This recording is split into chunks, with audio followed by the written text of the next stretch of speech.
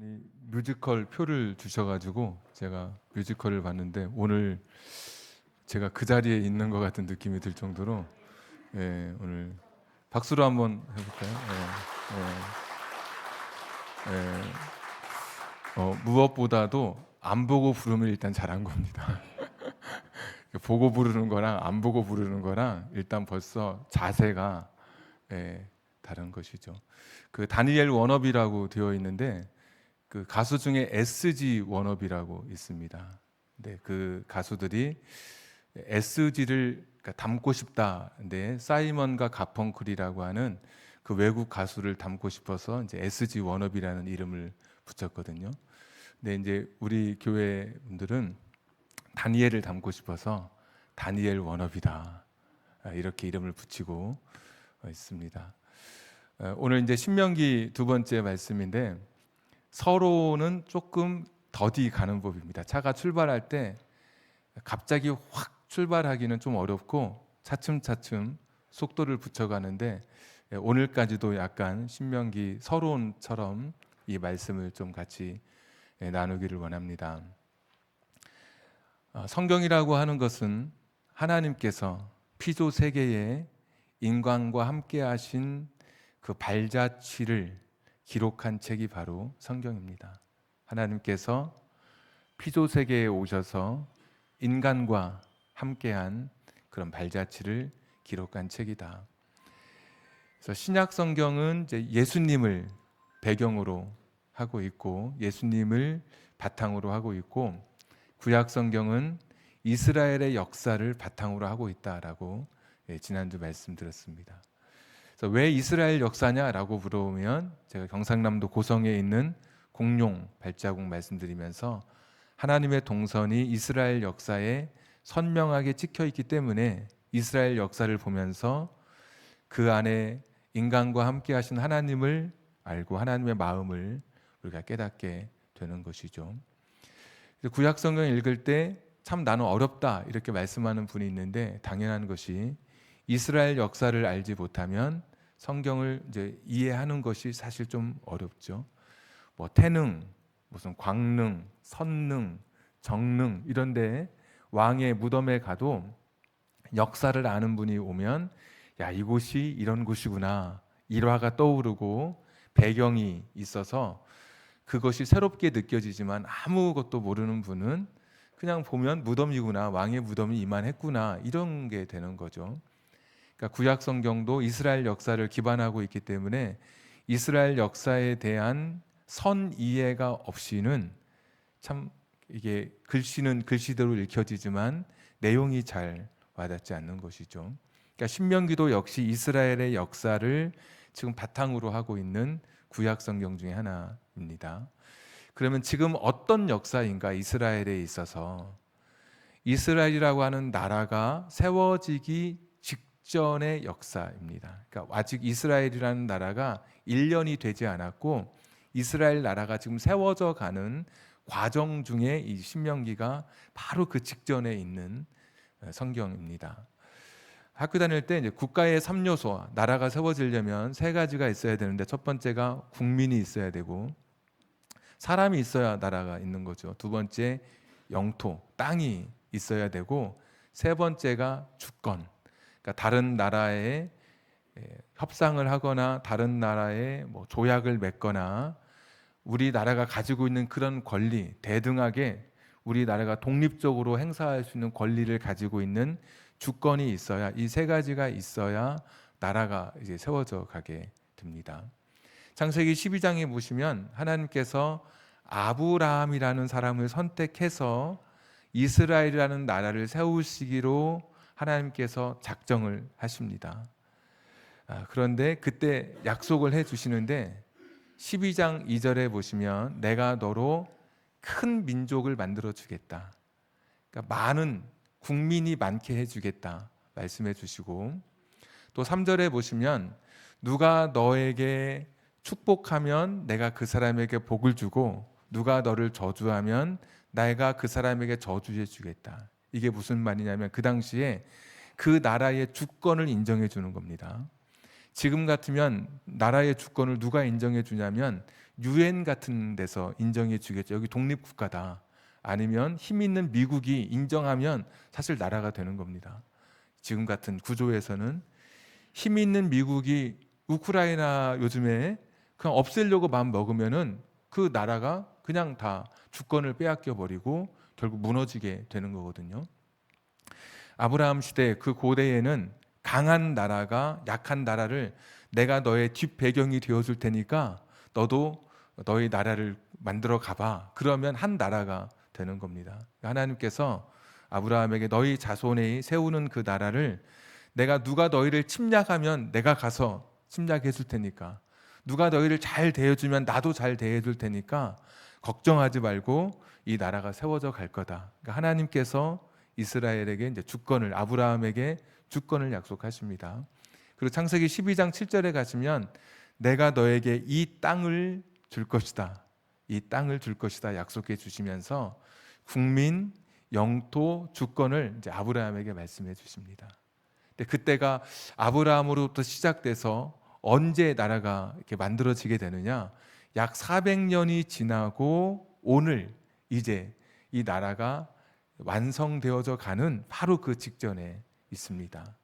우리가 알다시피 창세기 마지막 장에 보시면 요셉이 야곱을 초청했을 때 70명이 애굽으로 갔다가 나중에 애굽에서 나올 때는 남자만 60만 명이 넘었습니다. 바로가 이스라엘 사람들이 너무나 숫자가 많아지니까 아주 강한 노동을 시켜서 사람들을 숫자를 줄이려고 했습니다. 그래서 흙을 이기게 하고 벽돌을 굽게 하고 농사를 짓게 하면서 출애굽기 1장에 보면 엄하다라는 말이 계속 반복됩니다. 굉장히 강도 높은 노동에 시달리게 했습니다. 그러면 사람들이 너무 일을 많이 하면 병에 걸려 죽습니다.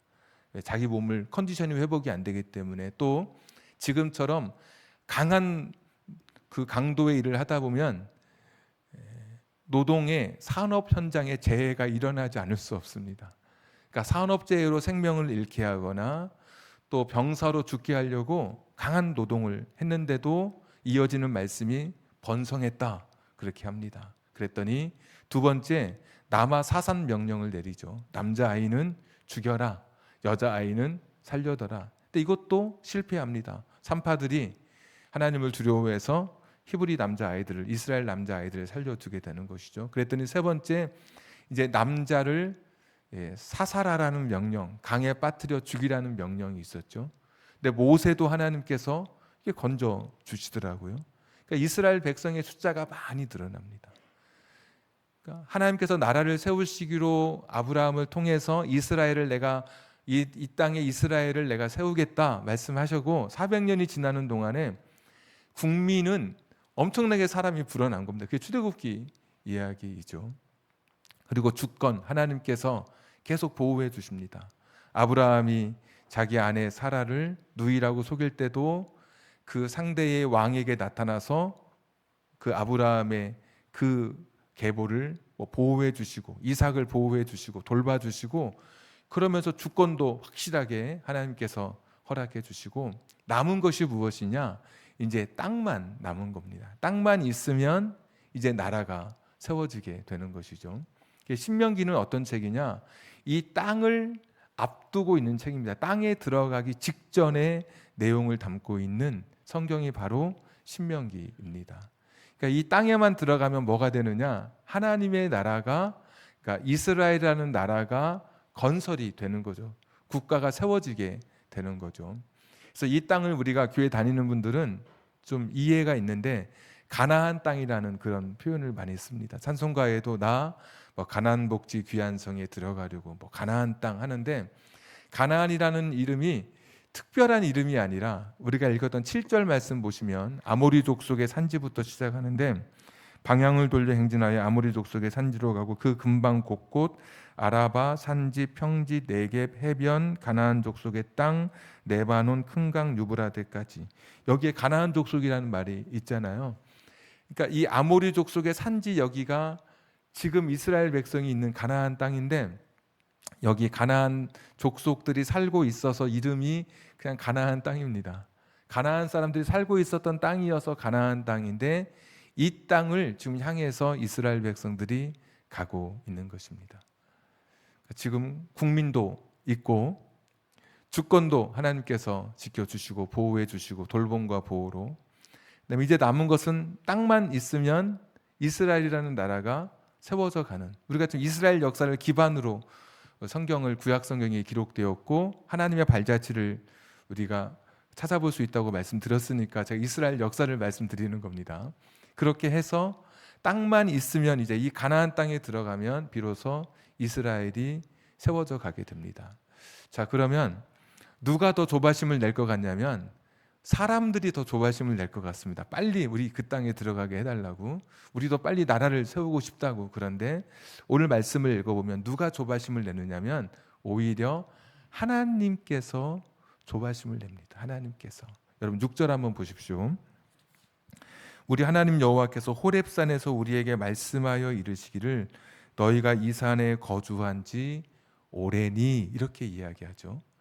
이 호렙 산맥에 있었던 호렙산, 호렙 산맥의 신의 산, 또 호렙 산맥에 신의 산이 있는데 어떨 때는 신의 산으로 부르기도 하고 호렙 산맥에 있어서 호렙산으로 부르기도 하는데 여기가 이제 신의 산입니다. 우리가 아는 신의 산. 신의 산에서 11달 있었습니다. 11달 있는 동안에, 그러니까 출애굽에서 신의 산에서 11달 있는 동안에 십계명 율법을 받고 그리고 성막을 만드는 말씀을 받고 성막을 제조하는데 11달입니다. 근데 하나님께서 뭐라고 말씀하시냐면 야, 이제 오래 있었다, 우리 이제 빨리 천막을 걷고 어디로 가냐면 가나안 땅으로 가자라고 하나님께서 말씀해 주십니다. 지난주 2절에 보시면 호렙산에서 세일산을 지나 가데스 바네아까지 며칠 길입니까? 10하루 길이었습니다. 10하루 길. 하나님께서 이렇게 생각하고 계신 거죠.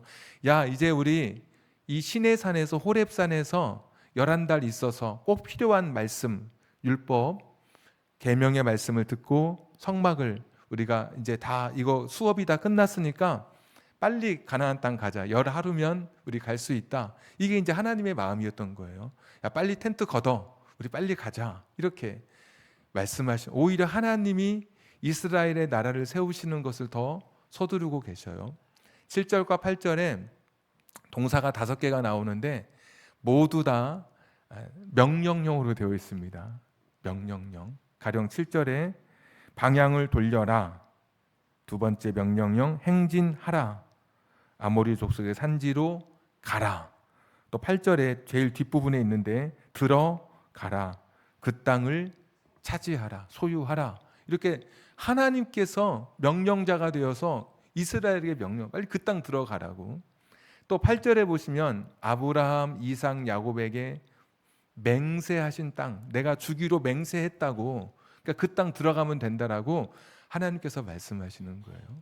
하나님께서 사람에게 맹세했다, 엄숙하게 서약을 했다는 그런 말씀. 그러니까 오늘 말씀을 읽어보면 하나님이 더 조바심이 나신 거예요. 그 땅에 들어가서 빨리 국민, 영토, 주권을 통해서 이스라엘 나라가 세워지기를 하나님이 더 기다리셔서 빨리 가자고. 11달 이제 있었으니까 빨리 들어가서 10하루면 우리 가데스 바네아에서, 그 접경이거든요, 가나안에, 우리 들어갈 수 있다라고 말씀하시고 명령령으로 말씀하시고 아브라함, 이삭, 야곱에게 내가 맹세한 땅이니까 들어가서 차지하면 된다. 우리의 것이 될 것이다. 너희들의 것이 될 것이다 라고 말씀하시면서 그 땅으로 이스라엘 백성을 지금 이끄시는 그런 장면입니다. 이 말씀을 그냥 표면적으로 보면 야, 이 땅은 우리 땅이구나 그러면서 지금 이스라엘처럼 이 땅을 정복하기 위한 것으로 이 말씀을 받아들일 수 있는데, 그런데 이 하나님께서 이스라엘이라고 하는 그 나라를 왜 세우시는가라는 것을 잠깐 생각해 보자면 창세기 18장 19절 말씀 한번 우리 같이 한번 읽겠습니다. 창세기 18장 19절 한번 띄워주시면, 네, 시작. 내가 그로 그 자식과 권속에게 명하여 여호와의 도를 지켜 의와 공도를 행하게 하려고 그를 택하였나니. 아멘. 여기까지만. 네. 아브라함을 택했던 이유가 의와 공도, 정의와 공의를 행하게 하려고 택했다. 자, 10편 89편 14절 말씀 또 읽겠습니다. 시작. 의와 공의가 주의 보좌의 기초라. 인자함과 진실함이 주 앞에 있나이다. 예, 하나님의 보좌의 기초가 정의와 공의라고 하는 것입니다. 그러니까 하나님은 세상을 어떻게 다스리시냐면 정의와 공의라는 그런 속성을 가지고 세상을 다스리시는데, 하나님께서 아브라함을 선택했던 이유가 의와 공도, 정의와, 이 원어는 똑같습니다. 단어는 다르지만 정의와 의와 공도, 정의와 공의를 행하게 하려고 내가 이 아브라함을 선택했다라고 말씀해 주십니다. 그러니까 아브라함을 선택해서 이스라엘 나라를 세우시려고 했던 목적이 무엇이었냐면 정의와 공의로 다스려지는 나라, 하나님의 통치 이념이었던 정의와 공의가 살아있는 나라, 그것이 실천되는 나라를 하나님께서 이스라엘이라고 하는 나라를 세워서 그게 하나님의 꿈이었던 것입니다.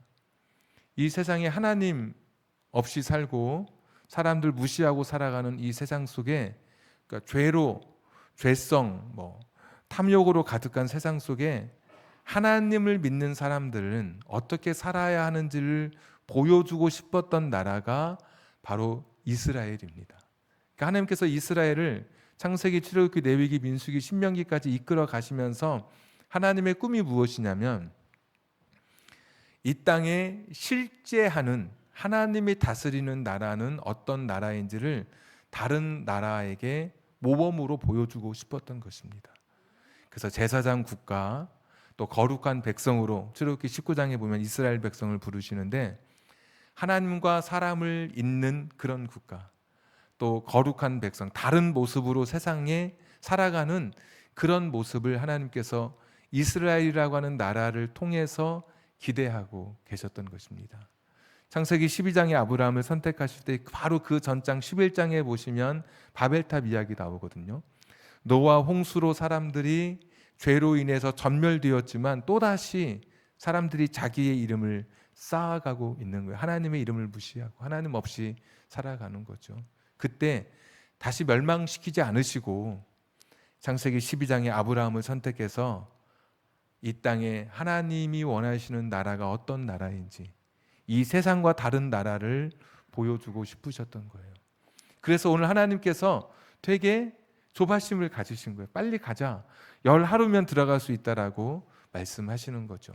우리 신명기 9장 4절 말씀도 한 번 더 읽어보도록 하겠습니다. 신명기 9장 4절 시작. 내 하나님 여호와께서 그들을 내 앞에서 쫓아내신 후에 네가 심중에 이르기를 내 공의로움으로 말미암아 여호와께서 나를 이 땅으로 인도하여 들여서 그것을 차지하게 하셨다 하지 말라. 이 민족들이 악함으로 말미암아 여호와께서 그들을 내 앞에서 쫓아내심이라. 아멘. 그러니까 이스라엘 사람들에게 하나님 하셨던 말씀이 너희들이 공의롭고 너희들이 의로워서 선택한 것이 아니라 여기 살고 있는 사람들이 악해서 너희를 그 사람들 쫓아냈다라고 말씀하시죠. 또 9장 5절 말씀도 한 번 더 시작. 네가 가서 그 땅을 차지함은 내 공의로 말미암음이 아니면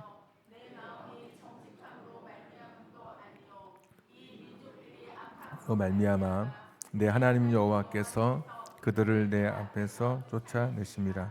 여호와께서 이같이 하심은 아브라함과 이삭과 야곱에게 하시는 맹세를 이루려 하심이라. 아멘. 여기에도 보면 원래 살고 있었던 가나안 사람들을 쫓아내신 것은 이스라엘 백성에게 땅을 주시려고, 내 아이에게 사탕을 주려고 남의 아이 입에 있는 사탕을 뺏어서 내 아이에게 먹이신 것이 아니라 원래 살고 있었던 가나안 땅의 사람들의 그 죄악의 그 범죄가 하나님의 심판의 임계점을 넘어선 거예요. 더 이상 하나님께서 이 가나안 족속, 이 가나안 땅에 살고 있었던 그런 사람들의 죄를 더 이상 볼 수 없어서 땅의 주인을 바꾸시는 거예요. 그래서 이스라엘 백성을 이곳에 들어가게 하시면서 너희들이 잘나서 이 땅을 차지하는 것이 아니라 하나님 나라, 이 땅과 세상과 다른 하나님 나라, 악한 사람들이 살아가지 않고 의롭고 정직하게 살아가는 이 하나님 나라를 살아가도록 하나님께서 이스라엘 백성을 가나안 땅으로 인도해 주신 것입니다. 그러니까 하나님께서는 이스라엘이라고 하는 나라, 현재의 이스라엘과 좀 다르죠. 왜냐하면 예수님을 통해서 더 이상 옛날의 이스라엘이 아니라 모든 사람을 통해서 하나님의 자녀가 되는 그 길을 열어주셨으니까. 근데 처음에 세우셨던 이 구약 성경의 배경이 되는 이스라엘은 철저하게 하나님의 꿈과 하나님의 마음과 계획을 세상에 드러내는 존재로 살아가게 하신 것이 바로 이스라엘의 사명이었습니다. 그러니까 가나안 땅에 들어가서 하나님을 사랑하고 또 하나님을 사랑하는 그 사랑으로 이웃을 사랑하면서 야, 하나님 믿는 사람들은 참 다르구나, 이렇게 다른 삶을 살아가게 하신 것이 하나님의 꿈이었고 하나님의 계획이었습니다. 그러니까 이것은 절대로 바뀌지 않는데, 하나님은 이스라엘을 선택했던 이유가 오늘 말씀처럼 이스라엘이 특별한 공로가 있어서 선택하신 것이 아니라 선택은 사명인데, 이스라엘을 선택해 주신 것은 하나님 나라를 세상에 보여주라는 사명으로 이스라엘을 선택한 것이죠. 우리가 구원받은 사람으로 선택받고 또 하나님의 자녀가 되어서 또 직분을 받는 이런 선택은 세상 사람들에게 나의 구원을 뽐내는 것이 아니라 나를 향한 하나님의 계획을 이 세상에 드러내는 것, 이것이 우리에게 주신 사명인 것이죠. 선택은 사명입니다. 근데 만약에 이스라엘 백성들이 하나님 나라에 걸맞은 삶을 살지 못했다, 그러면 선지서들을 통해서 우리가 성경 읽다 보면 뭐 이사야, 예레미야 쭉 나오잖아요. 그때 선지자들의 공통된 이야기가, 되게 성경은 이렇게 복잡한 것 같아도 단순해요. 이 선지서들의 이야기는 그거예요.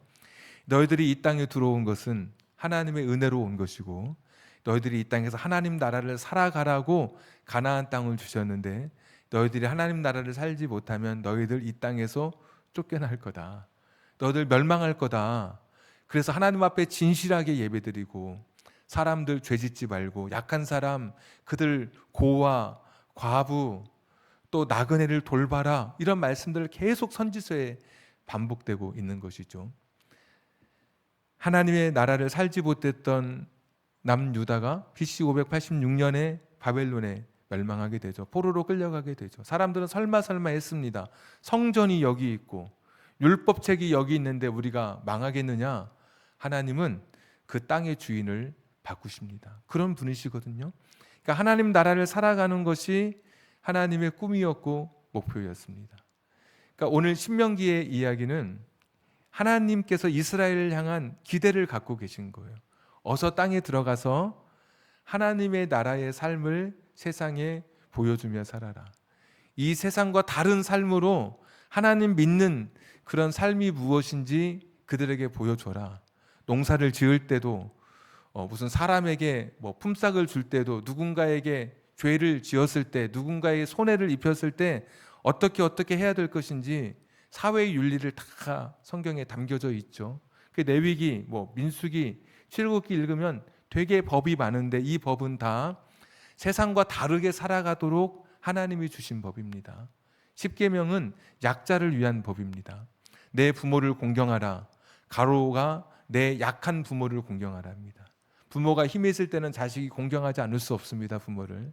근데 부모가 나이가 들면 자식들이 부모를 공경하지 않을 그런 인간의 본성을 아시는 하나님이시기 때문에 내 약한 부모를 공경하라는 거예요. 살인하지 말라. 여러분, 누가 살인합니까? 강한 사람이 약한 사람을 살인하게 되죠. 살인자에게 주신 말씀이 아니라 나를 위해서 주신 말씀이에요. 나같이 약한 사람, 내 아이들이, 내 아내, 내 남편이 다른 사람에게 죽임을 당하지 않도록 하나님이 나를 지켜주시는 거예요.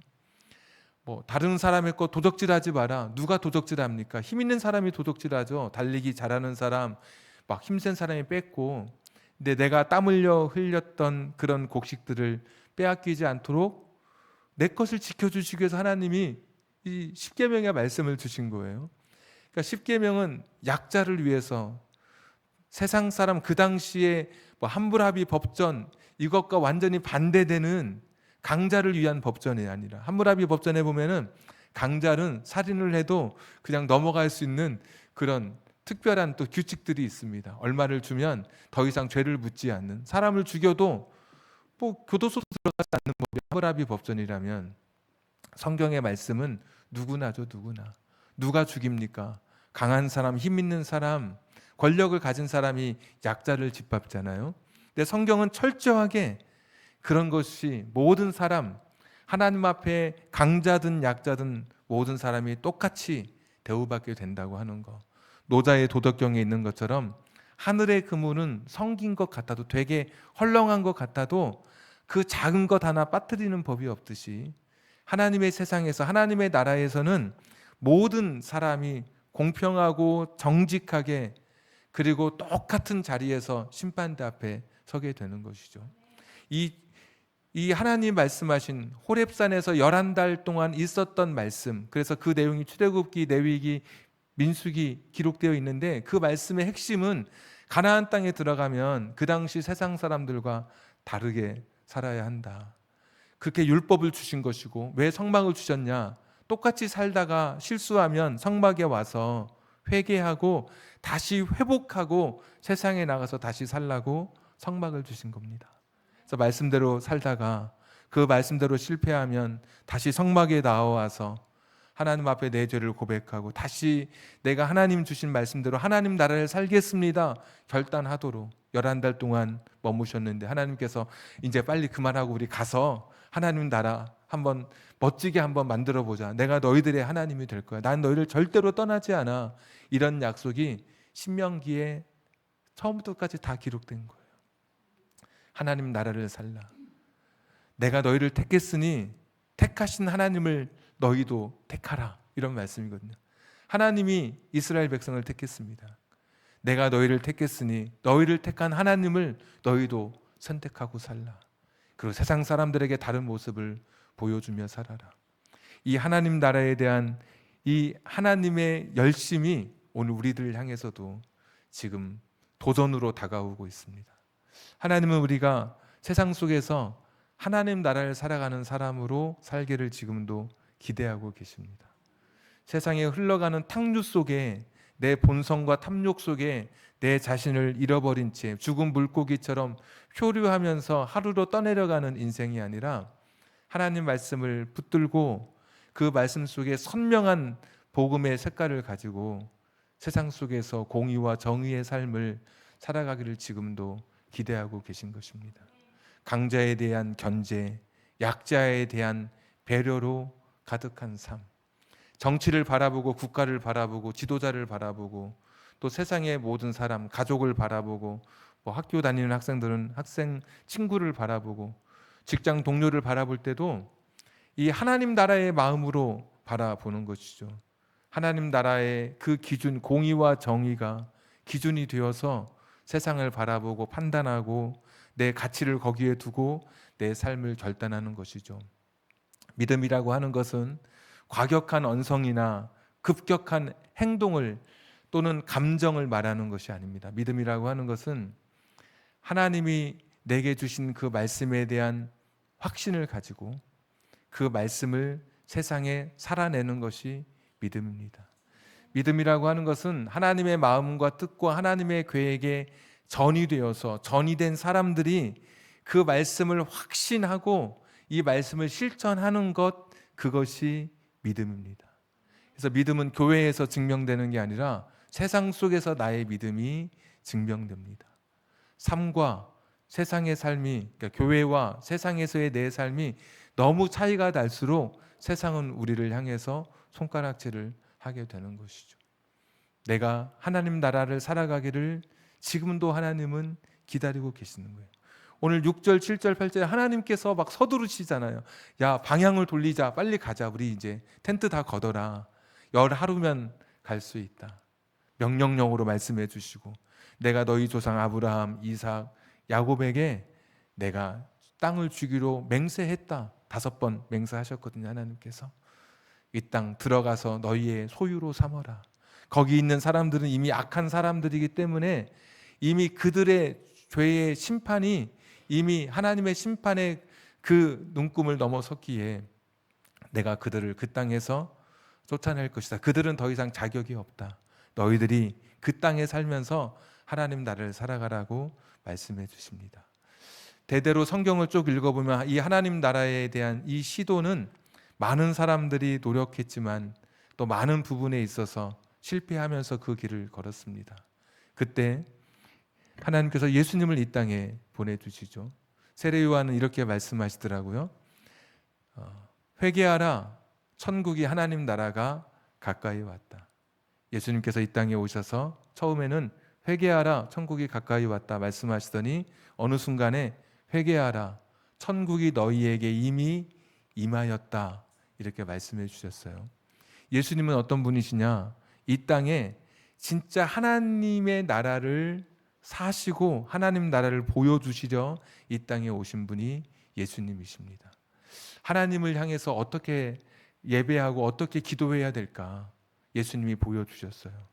다른 사람들은 외식하고 윗손으로 가식할 때 진심으로 하나님 앞에 서야 된다고 하는 거, 기도할 때 때로는 핏방울이 되도록 간절히 기도해야 된다고 하는 거, 나만의 아버지가 아니라 우리의 아버지가 되어야 된다고 하는 거, 우리가 기도할 때 주기도문 통해서 신앙 기본기 배웠던 것처럼 정말 하나님에 대해서 어떤 마음을 가지고 어떤 자세를 가져야 하는지를 예수님이 보여주신 거예요. 야, 예수님을 보면서 하나님 나라를 우리가 보게 되는 거예요. 사람들은 실패한 인생이라고 더 이상 재기할 수 없는 패자부활전을 허락하지 않아서 세리 창기를 이미 패배한 죄인이라고 손가락질했지만 예수님은 그들의 친구가 되어주시고 그들의 말동무가 되어주셨습니다.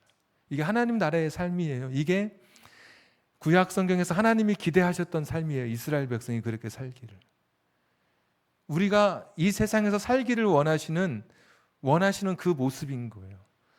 누군가를 험담할 때 나도 같이 한술 같이 거두는 것이 아니라 그를 위해서 기도하고 약한 사람의 친구가 되어주도록 하고, 그래서 예수님이 보여주었던 그 모습이 하나님이 기대하셨던 하나님 나라의 모습인 거예요. 약자의 눈물을 닦고 힘없는 사람의 어깨 동무해서 그 길을 걸어가도록 하고, 슬픔 속에 있는 사람들 속에 찾아가서 예수님도 같이 울기도 하시고, 나사로의 그 죽음 앞에 서서 예수님도 우셨잖아요. 그러니까 장례식장 가서 여러분 울어도 됩니다. 그러나 우리가 소망으로 이겨내는 것 뿐이지, 슬프죠. 예수님도 우셨는데 그렇게 아픔을 같이 하고 힘없는 사람들의 같이 힘이 되어 주셨던 그 모습. 그래서 예수님 생각하면 따뜻하고, 예수님 생각하면 여러분 어떤 생각 드십니까? 따뜻하고 온화하고 부드럽고 사랑 많고 되게 가슴 넓으실 것 같고 그 품에 안겨서 막 엉엉 울어도 될 것 같고, 사람들 편견으로 대하지 아니하실 것 같고 늘 모든 사람에게 진심일 것 같고 하나님 앞에서도 거짓으로 서지 않으신 것 같고 하루하루 삶이 진솔하고 그 발자취마다 참 향기 나는 인생이었을 것 같아요. 이게 하나님이 기대하셨던 하나님 나라, 이스라엘 백성을 향한 하나님의 기대였고 오늘 우리를 향한 하나님의 기대인 것입니다. 2025년 신명기 시작하는데 신명기 지식으로 쌓아서 무엇 하겠습니까? 다 잊어버립니다. 제가 하는 설교보다 더 뛰어난 설교가 또 유튜브 찾으면 어딘가 있을 수 있겠죠. 그러나 오늘 같은 시간에 같은 공간에서 목사와 성도를 만나서 신명기 말씀을 읽을 때 단순히 지식이나 감정이나 또 신앙의 상식을 늘려가는 것이 아니라 신명기는 내 삶을 변화시키는 그런 말씀의 기회로 삼는 것입니다. 하나님이 나를 택했으니까 택하신 하나님을, 나도 하나님을 택한다, 이런 결단으로 하나님을 사랑하는 그 사랑 가지고 이 세상의 정의와 공의의 삶을 내가 세워나간다, 이런 결단을 가지고 정말 신명기 말씀 읽는 가운데 우리 신앙이 진짜 성숙하고 달라져서 집에 가면 달라졌네, 오늘 교회 왔는데 뭐 좋은 일 있어, 교회 갔다 왔는데, 이런 그런 이야기. 친구들 만나서 요즘 왜 이렇게 밝아? 내가 요즘에 신명기 배우는데 되게 좋아, 뭐 이런. 뭔가 이렇게 어딘가 이렇게 이미지가 달라졌을 때 막 사람들이 궁금해하면 내가 요즘 신명기를 배우는 사람이거든. 여러분 삶에 이 변화가 있기를 주님의 이름으로 축복합니다. 우리 같이 기도하겠습니다. 오늘 주신 말씀 기억하면서 달라진 삶, 변화된 삶, 하나님이 기대하셨던 이 삶을 내게 허락해 주시옵소서. 우리 같이 한번 기도하겠습니다. 전능하신 아버지 하나님, 이 땅에서 하나님 나라를 살아갈 수 있도록 도와주시기를 빌고 원합니다. 하나님 아버지, 이 땅에서 하나님 나라를 세워가게 해 주시옵소서. 하나님 나라의 백성으로 살게 하여 주시기를 빌고 원합니다. 여호와 자비로우신 아버지 하나님이시여, 은혜를 더하여 주시기를 빌고 원합니다.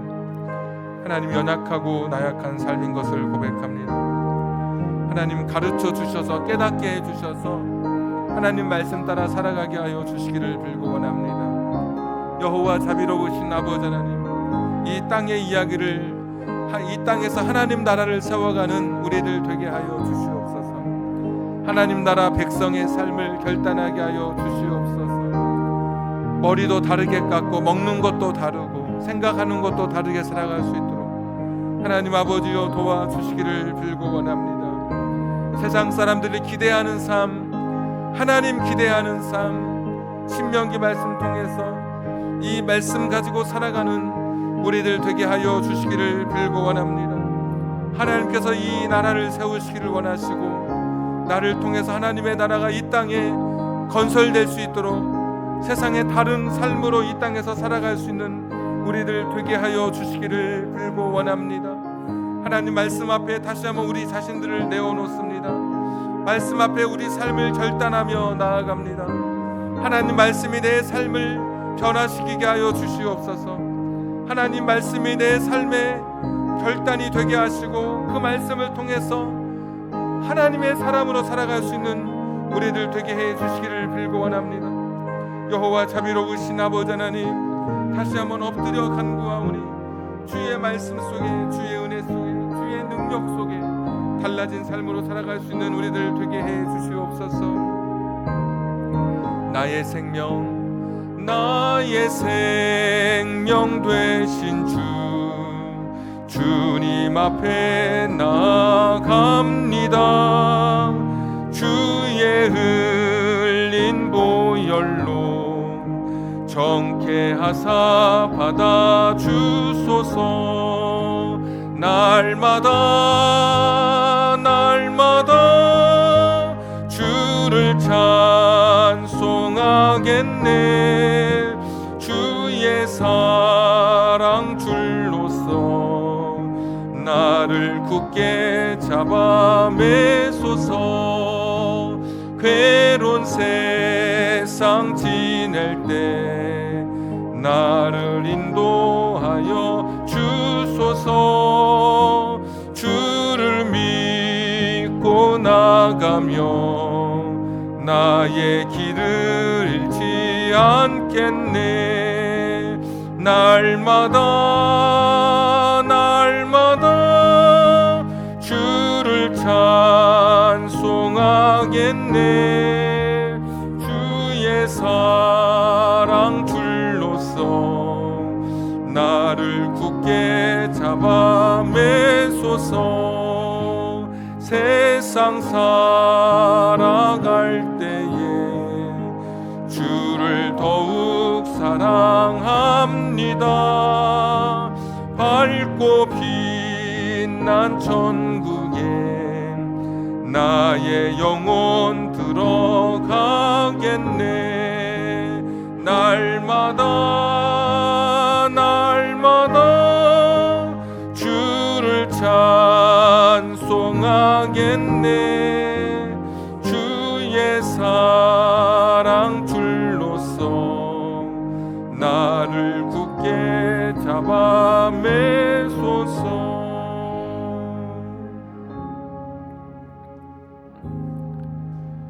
하나님 아버지, 한 주간 세상 속에 살아갈 때 세상과 다른 하나님 나라의 삶을 살아갈 수 있는 우리들 되게 해 주시옵소서. 예수님처럼 예수님이 보여주신 삶의 모범을 따라 예수님의 삶을 기억하며 하나님을 향해, 이웃을 향해 예수님처럼 살아갈 수 있는 우리들 되게 해 주시옵소서. 그 옛날 이스라엘을 향한 기대를 가지시고 머리 깎는 것부터 먹는 것, 입는 것, 하나님 앞에 예배드리는 것도 세상과 다르게 살도록 명령해 주시고 세상과 다른 삶으로 살기를 기대하셨던 신명기의 하나님, 오늘 우리들에게도 우리가 살아가는 세상 속에서 하나님 나라를 살기를 기대하시는 하나님이신 줄 믿습니다. 한 주간도 신명기 말씀이 내 인생의 표대가 되어서 또 내 인생의 그 말씀이 방향이 되어서 다른 삶으로 가정에서, 직장에서, 학교에서 다른 모습으로 생활하다가 또 우리 만날 수 있는 우리 한 주간의 삶이 되게 해 주시옵소서. 이 나라 이 민족 위에 공의와 정의가 세워지기를 원합니다. 하나님을 두려워하는 지도자들이 되게 해 주시옵소서. 하나님의 뜻이 속히 이 땅에 임하여지게 해 주시옵소서. 이제는 우리 구주 예수 그리스도의 은혜와 하나님 아버지의 극진하신 사랑하심과 성령님 감동 감화 내주 충만하심이 세상 속에서 다른 삶, 하나님 나라의 거룩한 삶을 살기를 결단하는 우리 사랑하는 성도님들 위해, 저들의 가정과 직장과 사업장과 환경과 인생의 꿈 위에 지금부터 영원토록 함께 하시기를 간절히 축원하옵나이다. 아멘.